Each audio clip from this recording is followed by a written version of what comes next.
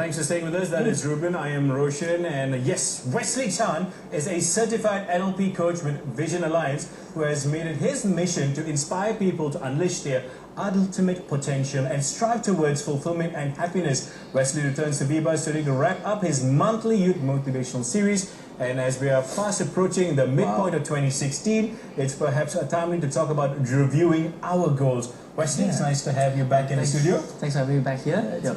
It's exciting because we 2016 just came along and it's already June right now and it's mid-year and of course kids are focusing on exams and major exams and whatnot. Now, like I said, as we approach the mid-year point, there's lack of motivation that can also crop up from time to time, especially for students who have the prospect of major exams coming up. So why do you think this actually happens in the first place? I think that applies to people who don't get the results they expect. It can be academic or it can be something else, but let's focus on academic right now. So they don't expect to get the A's or the marks they want to get. Right. So it could be, that's why when they see the results they don't intend they want, so it's become lack of motivation. So in this case, it could also be due to not clear goal. There's no clarity of goals they set. They just study for the sake of studying, but there's no clear direction to where they want to head to. And the exam is going to be year-end, it's going to be in October, September, it's going to be in December. But you see, now it's like a midpoint, so they must also review their goals. So lack of motivation could also due to distraction, then being procrastination and also being lazy. So I would say it's definitely the lack of clarity in the goals they have. Easy. You mentioned procrastination. Back then, I was the king of procrastinating. Epitome of procrastination. Correct, we were like that back then. But now we had to get our goals, we had to focus, and we had also to keep on track. So how does a student do that? Is there at times that little problem where they don't know they're on the right track to get their goal? I think I will come back to this point where before we start, we set a SMART goal. It's to be specific, to be measurable, to be attainable, to be responsible, and to have a timeline. So an example, let's say you want to get straight A's, let's say for SPM. So you have a target, a long-term goal. But before you set a long-term goal, then you got to check and divide what's your mid-term goal and what's your short-term goal. It's like you're going to drive to Penang. You can't see the whole road, but you're going to see with your lights, with your lamp, you're going to see the next 20 to 30 meters. So you're going to know where's the next checkpoint, the next checkpoint, and the next checkpoint. So for you to review before the straight A's for SPM end of the year, so what is it that you have to achieve now? From where you are to where you want to go, where is the midpoint? So where's the checkpoint? Where's the pit stop? So I think that's how we evaluate our goal. So right now is the midterm exam. After the midterm, you have the trial exam. Or you might have some monthly test or dynastic exam before you go for SPM. Let's not wait until SPM and check right now. Are you on the right track or not? So that's how we evaluate. To break down your goals, to check a short-term goal and a midterm goal. That's how we check. Okay, but what if it's great if they are, but what if they find themselves quite far off the mark of their original goal setting itself? It's never too late. For those who have never set your goals yet, it's never too late. You have to set a goal. Because you don't just study blindly for the sake of just studying. It doesn't drive you, it doesn't give you any extra motivation. When you have a goal, when you have a carrot, it drives you. You're more tempted to achieve that goal. So what if you are far off your track? I would say double your effort. You still have like 6 more months to go. So there's still time for you to achieve your goal. So double your effort. Be persistent, be resilient. Failure is not when you don't achieve. Failure is only when you stop trying. That's true. So just keep going and keep studying. I think the most important is also to check what is it that's not working. Could it be the way you study, or could it be the allocation of time, or could it be because you focus on the wrong topic? So you have to know what's wrong, that one doesn't make you achieve what you get. So you have to basically evaluate yourself and reflect. Example, one of the things that usually we coach students could be the study method. Are you more of a visual person? If you're more of a visual learner, you do mind map. If you're more of an auditory learner, where you prefer to listen, you do group study. If you're more of a kinesthetic trial and error person, then you do more exercise, do more exams, pass your paper. Know what's right for you, your study method. Do you prefer to do group study or self-study? So you have to really check on yourself on what method that works for you. Right. We have about 6 more months to go. It's never too late. You still have time. Yeah. I was always into group study, but we never really studied. Yeah, but that's the thing. See, Just like, talking. people like us, we group study, but then it sort of distracts you, but it excites you. Yeah. So how does that work? At least because when you have group study, you've got people to give you recognition, reassurance. People ask, people talk. You give feedback. Right. And why is it that group study works for auditory people? Auditory people, they learn by listening. Yep. They learn by hearing. So when they don't understand, when they ask their friend explains to them. So it is auditory trigger. So they remember what their friends say. Same example when you're in class. If you're an auditory learner, you have to listen to what the teacher say. Not so much of the pie charts and the diagram, but it's more of what the teacher explained. If you don't understand, ask questions. Yeah. That's how auditory people learn. Yeah. Another thing is that auditory people make sure you study in a quiet environment. Because while you are very sensitive to sounds and noise, Yes. so background music, the rock songs, might not be so suitable because you might be distracted by it. And you have your friends who just listen to these music and they'll be studying like, hey, whoa, I can't do that. I'm listening to the lyrics of the song instead of trying to focus on the subject itself. But you also mentioned mind mapping. Yeah. Right? Could you explain what that is? Mind map is usually very powerful for visual learners. Visual learners are those who, they learn more by seeing. Okay. Especially like pie charts, diagrams. So these are the people when they watch movie, they must see the subtitles. These are the kind of people who are very, very visually triggered. So mind maps work for them. Colors, diagrams, images works very well for them. Yeah. Wow. Seeing is believing. Seeing is believing. But you did mention about self-evaluation just now. Yeah. What are the techniques that, say students can, if they don't have you by their side, at home, they could possibly do it and, try to self-evaluate themselves? Okay, for those who are listening right now, number one, you check where you are. Where's your present situation? Where do you want to hit? Your end result. So between the gap, what are some checkpoints that you can put on? Example, so now it's like midterm. Right. Next you have trial exam, you have the next exam, you have SPM. So before you reach SPM, so there are like a few checkpoints. So you specify the exact specific goal, what kind of grades you want, what kind of marks that you want. Is it attainable? Do you have the enough resources to do it? And by when would you want to achieve the goal? Yeah. So you lay a long-term plan, you break it down to a mid-term plan and to a short-term plan. If I were you as well, you can do a monthly check. If you have monthly checklists, monthly tests, you can. Or you can even do topical questions. Every single topic, score a minimum of, let's say, 80 to 90 points. So for each exercise, each topic, then you can evaluate yourself. So when it's accumulative all 80, right, then it's like, averagely you're going to get 80 and above. Yeah. So it's how you can check. And it's also important when you hit those small goals, it just gives you motivation. Oh, I've done this, and you move on and move on. And something else that also helps us move on is either parents or teachers and how they also help motivate you. What roles do they play? I believe both of them have the same higher purpose of motivating and to just help and to support, to encourage the students. It's just in different content. Example, like teachers, they're mostly in the school and parents are mostly at home. Both of them are very important because children being children, they are still growing up, they are still in the growing stages. So parents and teachers are more matured, so it's to be there to support them.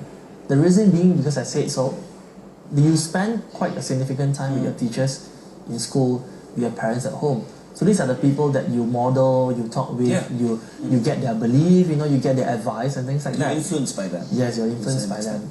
And I agree with what you say, progress. When you make even small steps, increase by 1 point, 2 points, 3 points, 5 points, you have that boost of, I'm going to be better next time. So yes, progress do triggers motivation. Wow. Yeah. Okay. So in your experience, what are some common mistakes that parents make? I know it's it's true. Mommy, I hope you're not listening to this. When it comes to what they perceive as motivating their children to study harder. The biggest I would say is number one, it's comparing other children. Oh my God, that happens. So Everywhere. It's an Asian thing. It's an Asian thing. It's an Asian thing.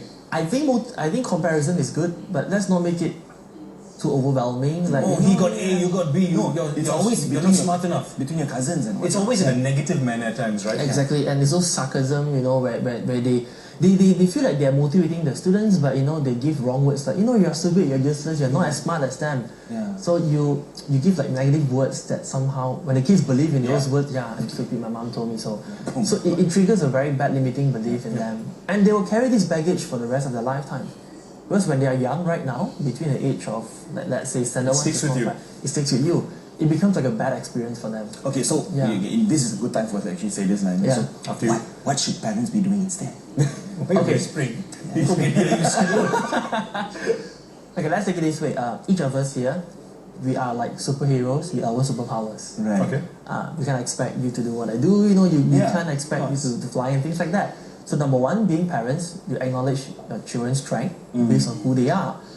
Other people, let them be who they are, but your kids, focus on your kids. Just be the best of who they can be. Focus on your strength and their own weaknesses. Comparison is good, but let's not make it too overwhelming, because comparison is the thief of joy. Taking happiness away from them. So number one, is that stop comparing. And number two would be definitely, when you want to suggest, when you want to tell something to your kids, make sure it's more positive. Instead of throwing words like stupid, useless, you're not smart, you're a fool, all this, they will listen. Okay, maybe you could give us like one little example of how positive sounds like. Okay, another example of how our unconscious mind works. Our unconscious mind does not process the word not. Example, do not think of a pink elephant. You will think of a pink elephant. Example, when kids say, you are stupid, then they will take stupid. Let's say, for example, you are not stupid. You will think of the word stupid. So reframe it to something positive. Let's say, example, when you, instead of scolding them stupid, you can be smarter. You can be more intelligent. You can do better. You recognize their effort. And that's how you can. You're motivating them. That is the key them. word. Instead of just trying to slam them and try. But it's a community thing as well. Just not the parents. I mean, there's always that one auntie or your neighborhood. Yes. It's a negative forum we live in, and we need to change that into positive. But say we've gotten all that out of the way. Parents are good. Your teachers are helping you, but you don't hit your goals yourself. Is it possible for us to change those goals or shift it? Shift into something else? In the context of SPM, I definitely recommend no. You can achieve your goal. I mean, for other things you can, but for results, let's not compromise your A's and your marks. So be stubborn with your goal, be flexible with your approach. If it doesn't work, change the way you study, change the way you work, or something like that. It will be firm with your goal, and let's not compromise. You still have 6 more months to go. If you are not anywhere near, just double and triple your effort. You still have time. And it's always okay to ask for help. Exactly, you can ask help. You can look for people who are good in their subjects. You can ask teachers. You can model excellent people. Learn from your friends. And I think there's this one pattern in school that, in your class, when you're someone smarter, you don't want to ask them, or when you are smart, people ask you don't want to tell them. I mean, but hey, the world is so big. It's about abundance. I'm not going to doesn't just end at school. You're not going to compete with your friend in terms of the A's. You're going to compete with the rest of the Malaysian students. That's true. So why not work as a team, share resources, group study or whatsoever, help each other out. That's true. But this is something that I guess all of us have been through, during exams. We went through SPMs, we went through PMRs, and every time the exam season rolls around, it's that unnecessary stress that we bring upon ourselves. That we know, like, oh my god, if I fail, what's going to happen? What if my cousin gets grade 1 and I get grade 2? Things like that. It's unnecessary stress that plays through your mind throughout the whole time, leading up to the exams. How do we, sort of like relieve that stress? Okay, number one, I wouldn't say it's a technique, but I would say it's a mindset. You stop comparing other people. Just compete with yourself. Let's say if you get 70, the next one 75, 80, 85. So you beat your personal best. It's about achieving and breaking your personal best. Keep the momentum going. And the second thing that's very useful for young people nowadays, to have short breaks and to reward sessions. Meaning? Reward means, example, if you have hit a certain target, give yourself a small reward. Go for a walk, go for something. Have an ice cream. Have an ice cream, something like that. So give yourself short breaks and also reward sessions. Because being learners, either we are visual, auditory, or kinesthetic. Kinesthetic people, they respond very well with rewards. It could be ice cream, lollipop, food, shopping. It can be something simple. So that means I'm kinesthetic, man. It's a reward process to see you're on track. It just motivates. The key word, isn't it? It's motivating the right people. In different ways, you can motivate yourself. But there's always a situation like you were mentioning about family and relatives and people out there who will have the best intentions in the world for you to get your straight A's. But what if I have different goals and in the process I wanted to do something else instead of becoming a lawyer or an engineer or a doctor? True. How do you deal with that situation? That's a hard one, isn't it? That's a hard one. That's what we all been through. But it's true. It is very true. It is very true. This is what I believe. parents love us. In every way and any way they love us. They just want us to be successful and to succeed. But you can have different ways to succeed and to make money. It is not just about being doctor, engineer, or lawyer. I mean, it's a good career, but there are some people who believe in doing other things. Like even for myself, even graduating as a chemical engineer, but I choose to be a trainer. I choose to be a speaker. I think it's okay to follow your dream, but the most important thing, when you follow your dream and follow your passion, make sure it's 100%. Yeah, right. And also to prove to your parents that you are not just joking and playing a fool, that you really have a clear goal that you want to achieve. See it through. You really want to make things happen. And not just try, then you fail, you try other things. It's about being persistent and being resilient.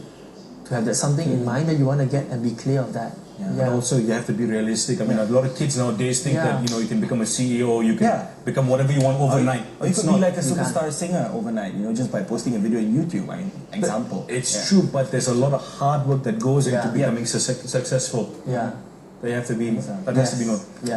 Wesley, thank you so much for being here. We thank you for the last 6 months. You've been here, you've been sharing limiting beliefs the last time around, and today all about exams and how they overcome their stress and whatnot. And we appreciate your time. Thank you. It's been a pleasure, my friend. Thank you so much. Thank you so much as well. So remember, to any parent out there watching, I know your kids might not be the greatest superstars getting A's, B's, and C's, but I know a lot of kids who got A's, B's, and C's, or rather A's, a lot of A's in school, but aren't exactly successful in life. Yes. Remember that. It's a true story. And there's some